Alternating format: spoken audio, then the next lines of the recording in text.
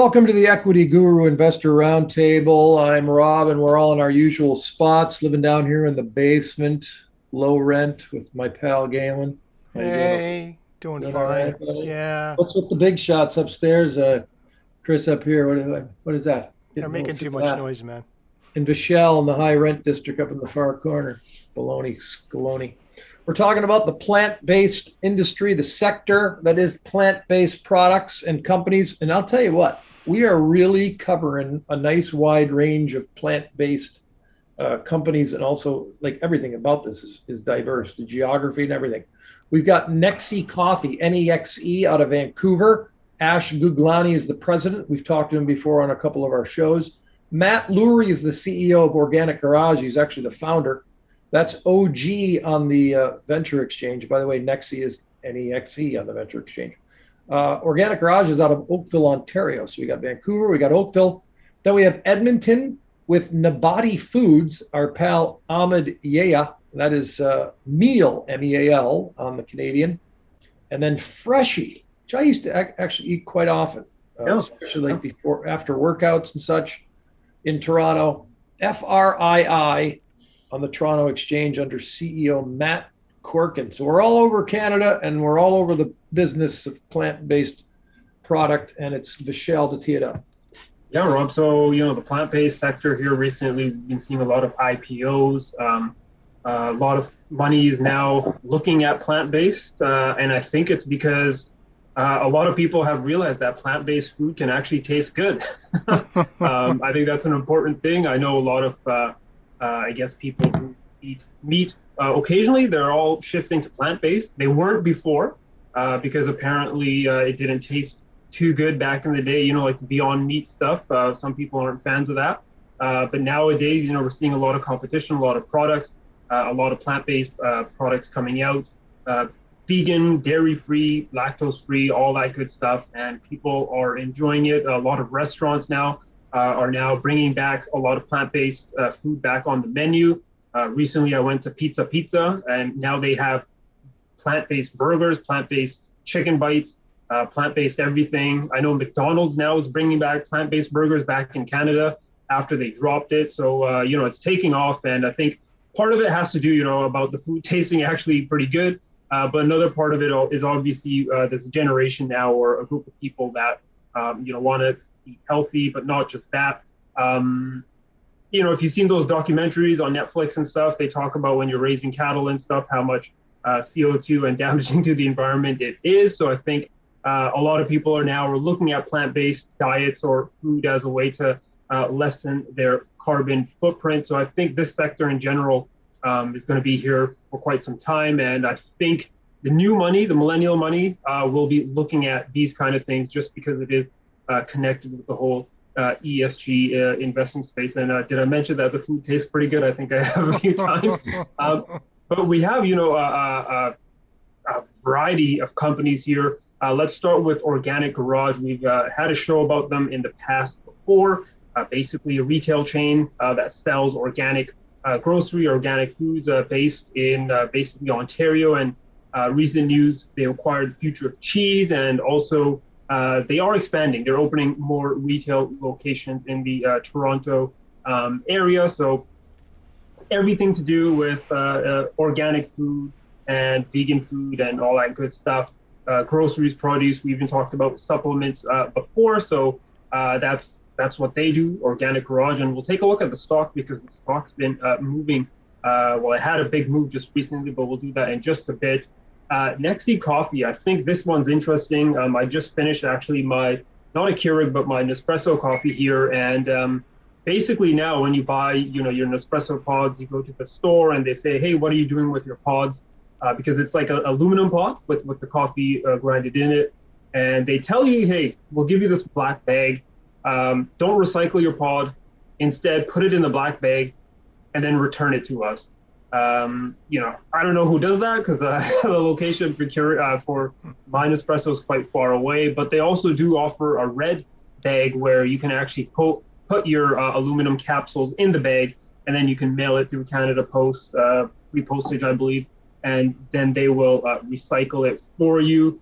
Enter, Nexe Coffee with their compatible well, they have Keurig pods right now. I'm not sure if they're going to do a Nespresso one, but I do see Nespresso coffee I think they tabs. are. So I guess it is coming. I think they are.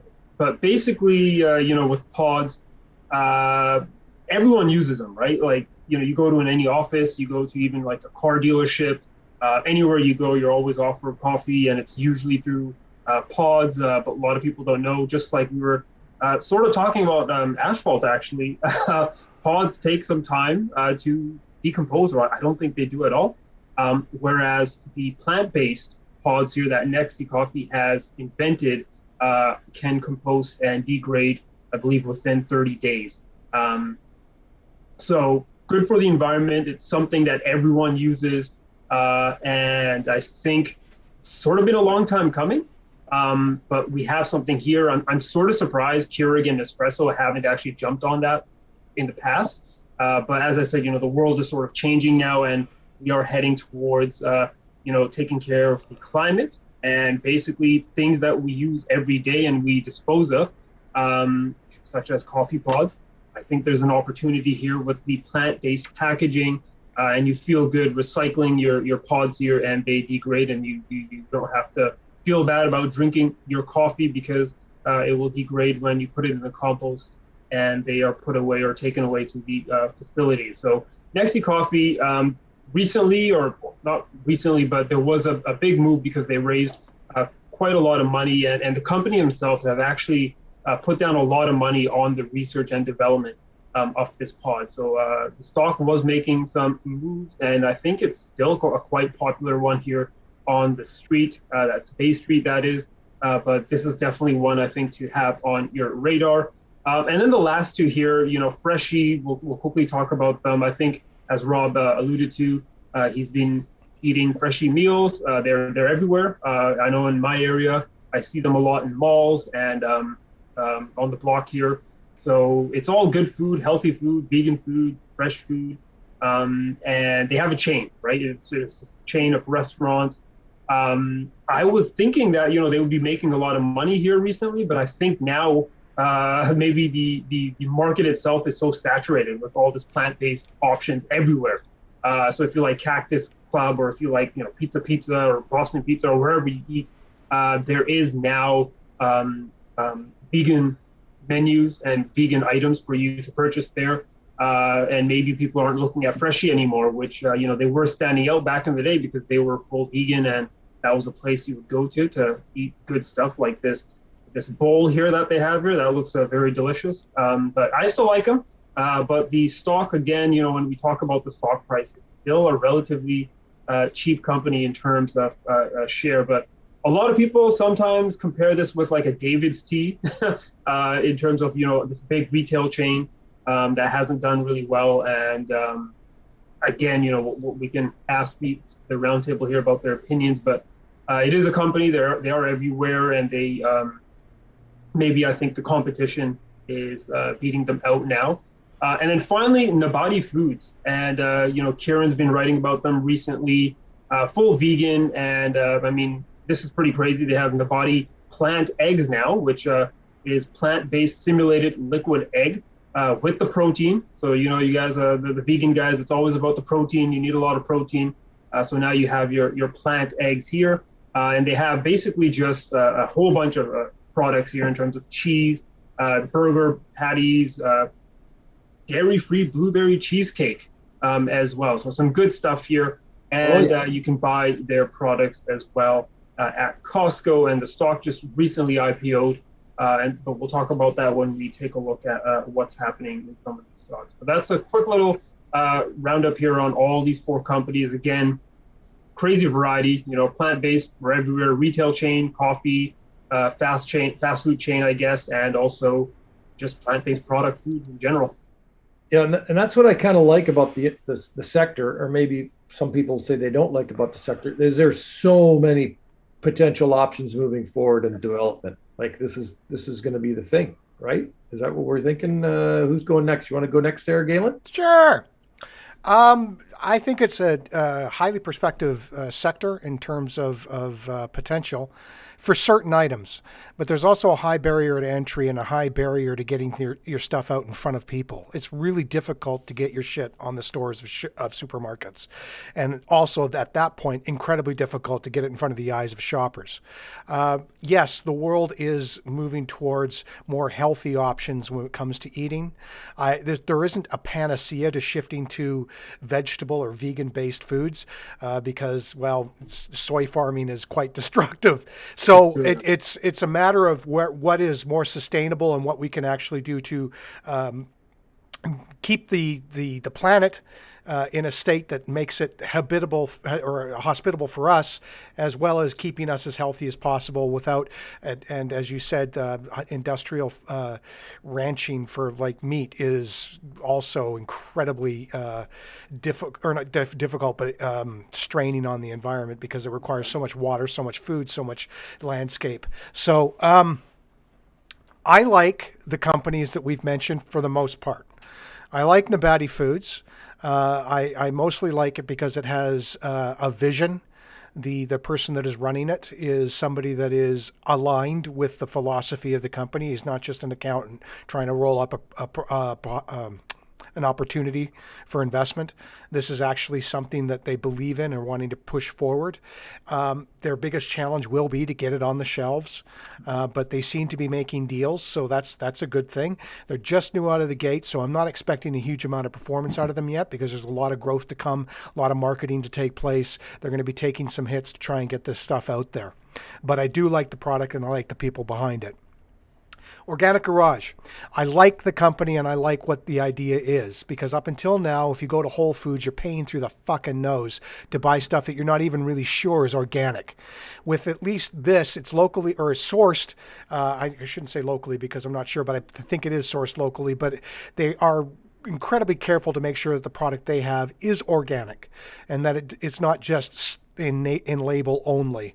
But they also want to make sure that they're providing it to you in a manner that is actually economically sustainable, that I'm not paying through the nose when I come in through. So I can get good food that is good for me at a good price. And I think that's a really good philosophy. Their purchase of the future of cheese is a really big step forward for them, and I think is actually probably one of their main revenue drivers right now, because God damn it, it tastes like cheese. So I mean, it's and that's a difficult thing to make a vegan product or a vegetarian product that mimics something that is dairy based or protein based as far as meat is concerned. It's quite difficult. Yes, actually, to make it not just sort of shadow the food somewhat and you go like, well, that's kind of rubbery, but yeah, sure, that's very much like I don't know. But this stuff actually does taste like the real thing and it's really pleasing, so they're really taking off the ground with this. Again, the challenge for Organic Garage is to get their products on shelves or to build the retail outlets to sell these products themselves. So that, is no small feat. But they're run by a couple of shrewd guys right now. I've spoken to them on multiple occasions, have heard their pitches, heard what their philosophy is. And I think if it's going to go, these are the guys that are going to do it. So I'm behind these guys. Again, not really an oldie, but a goodie because they've come out just recently and they've got a way to go. So I'm willing to give them some slack, and I think they have a good story. And at this point, they've performed well enough for where they're at. Moving on to, let me see who else here. Nexi. I like that idea because there was a tremendous amount of waste involved in single cup servings of coffee with the what do you call them again? The nodes, whatever the hell, the cups, the pods. There we go. I love how we make up words all the time. These pods you couldn't do anything with them. They didn't break down in the environment, and because of the use and the way that caught on, they were making up major portions of landfill. So the shift over to something that's biodegradable was the next logical step. But what I like about Next Coffee, on top of making it biodegradable, which is only one thing, they have made it compostable, which means that you can deal with it at home and you're still not left with the idea of a landfill. You can actually enrich your garden with it if you like. So that's a really good thing. Plus, they've also got a bet going on with other plant-based foods that they're going to be pursuing at the same time. So there's another avenue for them. They're not a one-trick pony, as it were. Not that this is a bad thing to follow, but it's always nice to have your options a little bit spread.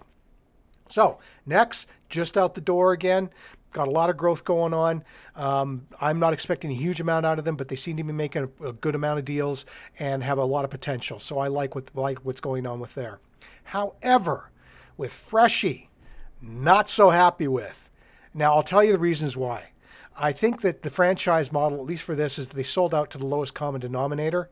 And the food, despite initially being quite good, I've been in them recently and it ain't. It's shake and bake at the lowest fucking product that they can find.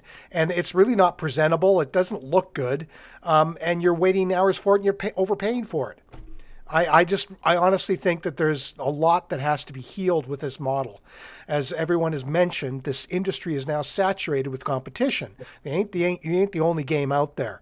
And quite honestly, I think they have to pick up their game to actually provide some sort of viable investment opportunity, because they've not made money yet. And I'm not talking that just the pandemic. I went back to 2019 and they were still losing shit. So you know what? They've got a lot to figure out. Kudos to them for trying to break ground, but they need to pick up their game. Yeah, I think that's a good point you mentioned about their prices actually being quite a lot, especially for, like these vegan restaurants. I think they could have gotten away with it when they were the only sort of, hey, we're the vegan guys. But now with the competition, you can't really be doing that. Nope. Then you're saying they need to step up their game. They fucking do. Wow. What a segue to Chris Perry. Hi.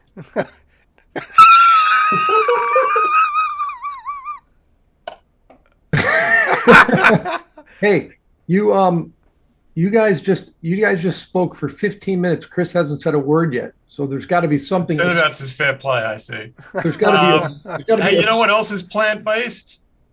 The air. Let's do a shell company and let's package air, and we can be $300 billion of market cap before we go to market. What a bunch of shit. 90% of this sector, like every new sector that comes along, is just chances trying their arm. Listen, Freshie, I've been eating Freshie since I've been talking about stocks, right?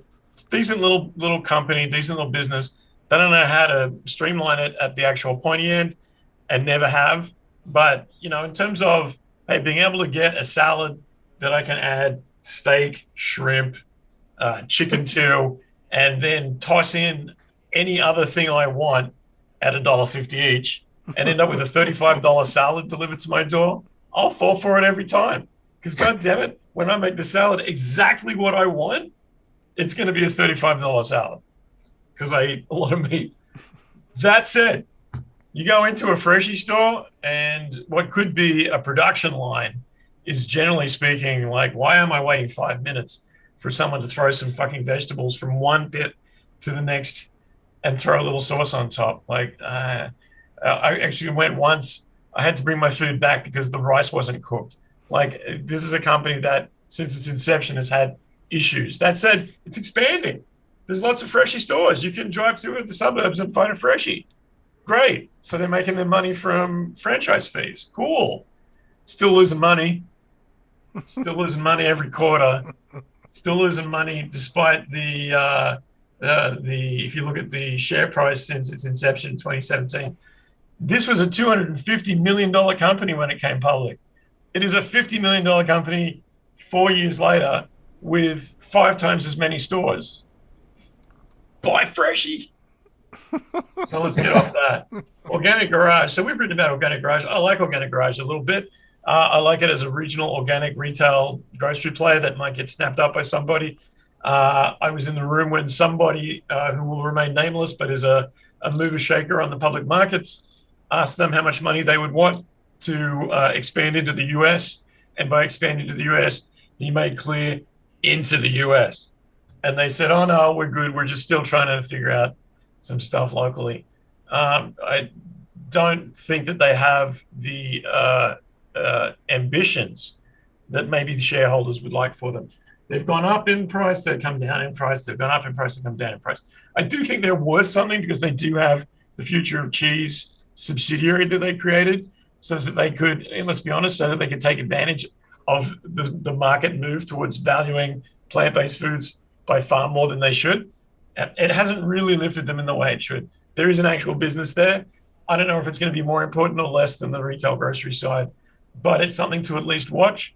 The share price doesn't make any sense. It goes up, it goes down based on, I think, insiders buying and selling more than news. So that tends to make me steer clear unless I can see a real upward trend. Let's get out of that and let's get to fucking Novarti. Are we trying to get a deal out of these guys, or can I just say whatever I want to say? You can say whatever you want to say. Cool. We might still be trying to get a deal out of them, but Oh, well, I mean, look, from their financials, during the period ended September 30, 2021, the company had revenues of $0 and costs of goods of $0. And so that was September. This is a $25 million company. Now, why is that? Did they put $20 million into a facility? Did they buy an asset that's got revenues of $25 million a year? It's just a company. It's a company. I've got companies. They're not worth $50 million, $25 million because I put them on the share market and say, hey, one day we're going to sell a product. My company, where I actually have a product, is valued at $500,000 because you look at what the money's coming in and what money's going out, and you say, aha, this is what the value is. You don't just say, well, one day we're going to distribute it in Walmart, so it's worth $25 million. Show me the fucking purchase order, and I'll give you a $25 million valuation. This isn't worth $25 million. From what I can tell, it's worth maybe 5, maybe 10 if you're being really, if you think that these guys can get product on shelves. Here's the problem with getting products on shelves. You need to buy the shelves. You can't just go to Walmart and say, hey, I've got a product that goes in plant-based foods, and they'll say, Sonny Jim, back the trucks up. Let's get some pallets. They've got to move someone else off the shelf, right? And in order to do that, either you're going to cut the prices beyond what that someone else is going to be, or you're doing enough marketing to make them think they'll sell more of your product than the next guy's product. And chances are ConAgra has their organic trade that bangs out product names left and right and puts non-organic food in the organic aisle. And they've got the existing contracts with Walmart and the like. So they just say, we have a product, it's in. They'll take your product and they'll throw it in the skip unless you're prepared to actually fork out. So getting product on shelves requires people who have a real network and real experience and can call up the head of Walmart and say, hey, you and I have done business. We're going to do some more business. I don't know that Novarti is that. What it looks like, and they can correct me if I'm wrong, but it looks like when plant-based foods went up through the roof through Beyond, that a bunch of brokers looked around for other plant-based foods that they could attach to a shell, and here is one of them. And moving on. Nexi's the last one. What do you think of the Nexi's an actual product, right? There's an actual product here that is different. It's innovative. It could be licensed to every coffee company, every soda company, right? SodaStream's as big now as Keurig is. So the pods market is massive. And every time you use a pod and you watch it go away into the landfill or into a plastic bag that you're never going to send back to head office, it's a pain in the ass. In order for me to get new gas for my SodaStream, I got to lug a gas cylinder back to a retail store where the guy that takes it looks at me like, another one of these fucking things I have to move. Like, no one wants it, right? So the ability to sell a pod and just chuck it out with the recycling, and actually maybe it's going to get recycled, is a good thing. Until the homeless people are actively looking for it in the trash, though, chances are 99% of these don't get recycled at all. Just make someone feel good. There is no good way to buy a coffee unless you're making it in your own setup with a mug and no pods at all. We're a species rapidly running off a cliff, so we'll take any old shortcut, even if it piles up in landfills for the next 99 years. There's a business in what Nexi is doing. Full clarity on this, I've been an early investor in the company since before it went public, and I've done very well on it. Not doing so well on it right now because A lot of big guys get into a deal, they make their money, it goes up, they get out of the deal, move to the next deal. That's where Nexi finds itself until it actually shows some rampant financials and some real pickup from the biggest players. It's going to be a speculative thing. And every time it goes over 50, 60, 70 cents, people are going to peel off their wins on it. I'm not actively selling it right now, but I'm not actively buying it either. Right. Vishal, we're going to have to twirl around the charts here, pal. Yep. Yeah, I'll do a quick rundown here. Let's start with Organic Garage. First of all, as Chris mentioned, late October, early November, the stock did actually go on a nice move here. And we went up about 70%, hitting recent highs here around 72.5 cents. And then from there, we began to tumble.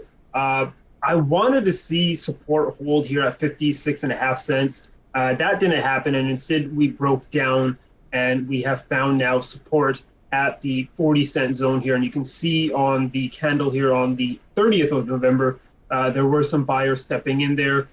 So yeah, the stock, as Chris mentioned, it's really just stuck now between these two price levels. There's sellers here at around 56.5 cents, and there's buyers here at 40 cents. The way to play this is you wait for that breakout. Hopefully it's to the upside. But in the past 2 or 3 weeks here, we've just been ranging between these two levels. Sort of sucks because when you have a big breakout like this, you want that momentum to continue at least when you pull back. You want to see some buyers coming in to buy that dip because they missed out on that move, but that hasn't happened. So now we're just waiting for a bit of a range here. And again, I think factor in some of the market condition at the time when some of these stocks were falling. But it's just a range here now, and we just wait for the break there on Organic Garage. Meal, Nobody Food. So, Chris mentioned the financials. That probably has a lot of, that probably explains a lot of what happened here with the stock, but they, IPO'd early October. The stock went on a tear, opened around 75 cents, and we hit highs of $1.37, so an 80% move in less than 2 weeks. From there, people started taking profits, and we've just been tumbling down. We did break below IPO prices on the 30th of November, and from there now we have tumbled down to 50 cents. And I guess that's some positive news. We can give some positive news here because stocks under $1 tend to find support at 50 cents, 25 cents, 50 cents, 75 cents. Funnily enough, 75 cents was actually the big support level on the IPO.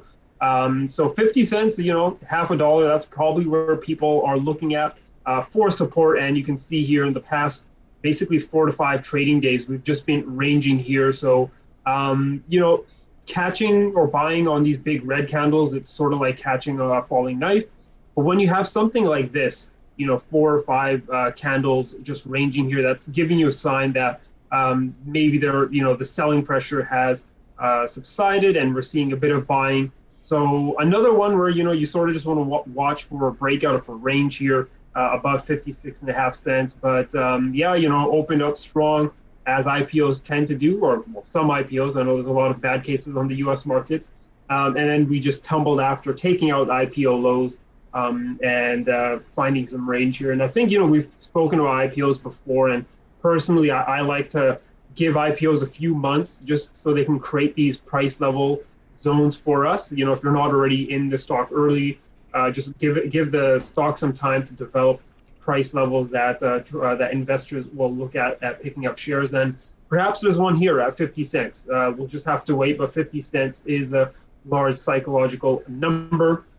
Freshie, we got to talk about Freshie, but there's not much to talk about because for the whole year, basically, we've just been ranging. It's a bit of a choppy chart here, but since beginning of January, we've just been trading from $1.80 up to $2.20, and there was a bit of a breakout here on the 8th of November, and it looks like it happened on earnings where there was an actual earnings surprise. It looks like they beat some revenue, but not earnings, but they beat on revenues. But yeah, just I guess the earnings came good, but with the costs and stuff, that took the full earnings number down, and there was no momentum. there was no momentum. Instead, the stock just sold off, and we continue to be in this range between a buck 80 and 220. And as Chris mentioned, I'm going to zoom out here on Freshly so you guys can see that when it did IPO at around $15 back in 2017, just a fall, $15, and now we're trading at $2. The locations are everywhere, like we mentioned, but I just think the competition now is not really working for Freshly because you can buy vegan food and good healthy food pretty They much lose everywhere money. now. They're not worth anything. It loses money. It's It loses growing, money, but it's not making money for anybody. Look, I'm going to save you a lot of time on my side of this. I'm saving all your money. I'm not buying any of these pieces of shit. I mean, look, Nexi's not a piece of shit. There's something there, but it's going to take some time. The others, Novarti isn't a company yet. OG is all over the place like a mad woman shitting in the dark.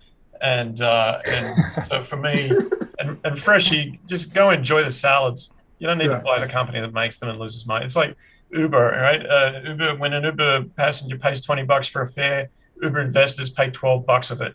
There's no need to put your good money after bad. I got to get on a call. Peace. Peace out. $0 from Chris. That lead, we'll put him down for $0. Nexi is the last chart. Sorry, you've just been shoved out of the frame. Hold on a second. Oh, okay. Well, we'll take a quick look here at Nexi. Yep. Big move. There was a big move recently. The stock was at 60 cents, and then news on their pod took the stock up. I know, Kieran covered it because in 3 days there was like a 90% move, and a lot of eyes were on the stock. But unfortunately, as you guys can see here, the momentum did not continue. I won't delve in it too much, but generally when I see that kind of stuff, I like to draw what's called Fibonacci's just to sort of show me levels where the price will retest and continue higher. But the stock didn't see any bids at those Fibonacci levels, which is not a very bullish sign. And the stock has now basically retraced most of that moves on, that move that it made in 3 days. It's been giving pretty much all of it back here. And we got to see how the stock will react now if we do make it back to the lows of 60 cents here. So, there's some initial nice pops on some of these, but nothing much really happening. And it's more about, forecasting the future now for some of these stuff. Are we seeing just the charts? Or are we seeing VV, Galen? No, you're seeing VV right now. Sorry, when Chris departed, he kind of screwed up the formatting, so I had to get you back into frame, my friend. Sorry. Oh, okay. Me? Yeah, you slipped right out. You disappeared. That's okay. I was just listening anyway. It doesn't matter. I wasn't saying anything. So, are you spending any money, Galen? No, I'm not. I'm not as pessimistic about Nabati Foods as Chris was. They just got on the market, man. Yeah, sure, they may have come in too high, but the fact is, it's an October IPO, and we're taking the financials from September. I think to a certain extent, I've got to give them probably at least a quarter to see where they're at, because it looks like they have signed deals, not necessarily sales, but they do have relationships with many of the major supermarket chains, as Michelle showed a little bit earlier on with Loblaws and Walmart and other different distributors. So there is a possibility. Whether or not it's able to capitalize on them, yes. That is the biggest challenge that faces any food supplier. All of them have to fight that really hard fight, because for the most part, they're fighting against big ag, which drops billions of dollars on getting shelf space. So it's a tough row to hoe. If any of them can do it, awesome. But at this point in time, it's still too early in the game. I got to see how things round out for the year. So I'm staying clean. 2 zeros. Michelle, what do you got? Yeah, so I'm looking at Nabati, and I think we have to give them the benefit of the doubt. Wait a bit. My issue is, again, there's just so much competition in that space right now. There's a lot of vegan food and brands you can find at the supermarket. So that's sort of my issue with them. But I would wait on them. With Freshly, as we sort of talked about it, just eat the food. The stock's not really moving or doing anything, and I think there's, you can find vegan food everywhere, so they sort of lost that. I guess that was the thing that distinguished them in the past, but now you can find vegan food everywhere. So I think the future might be a bit tough for these guys in terms of how are they going to distinguish themselves now based on everyone versus everyone. Sorry. Organic Garage is an interesting one. My only take on my only like issue with Organic Garage again is, I can go to Superstore now or Walmart and buy organic supplements, organic foods. Again, if they were here in Vancouver, perhaps I would go visit them. The area where I live, there's actually a lot of stores that are just like Organic Garage, that have supplements, organic food, and all that kind of stuff. So again, there is competition there. Maybe farmers markets as well, where people can go buy food and that kind of stuff. So the stock right now again is not really doing much, and I just think you're going to see more big chain retailers picking up companies. But as Chris mentioned, these guys could be a takeover candidate, and that's where things sort of get interesting on that side. But I think maybe I'm just biased because where I live, there's, I'm on the Surrey sort of Langley side, and there's health food stores and shop and big sort of, stores like Organic Garage everywhere. Maybe Toronto's a bit different. So maybe I'm just biased in that part there. And then, finally, when it comes to Nexi Innovations, this is the one that I sort of like, just because that coffee pod, I think, is very unique. And it addresses a market that, we have coffee pods. We drink coffee almost every day. Many people do, and we use those coffee pods. So I do like that innovation there that they have. But the stock's just not performing for any of these. Like we've had these nice pops, and there's no bids coming in. I would be putting about 1K initially if we do come down to 60 cents. But out of the bunch, Nexi Innovations is the one that I'm a bit more looking forward to. So 1,000 bones on the Nexi. All right. We took the long road, but we got to a big, diverse part of the country in a lot of different areas of the plant-based sector. We've got the Nexi coffee pods, Nexi NEXE on the Venture Exchange. We got $1,000 going there. That's it. Then Organic Garage in Oakville, OG on the Venture. Nothing going to them at this point. Nabati is in Edmonton. Meal, like a meal, on the Canadian Exchange. They're not getting any of our cash right now. And Freshie, FRII on the Toronto Exchange, also not getting in there any of our do-si-do at this moment. But that's where it stands. We can't guarantee results from these companies and all that good stuff. We can't tell you what's going to happen or guarantee what's going to happen. We just give you all this information that is delightful, charming, sexy, and informative. Wasn't that what we were trying to do today? I think so. Tight. I know I was exuding sexy. Tight, informative, and sexy. Yeah. We got the informative and the sexy. We weren't necessarily very tight. No, not very tight. For Chris, who's departed, possibly fell out of the penthouse window. Yep. Michelle, I think he's still over there somewhere. Oh, yes, absolutely.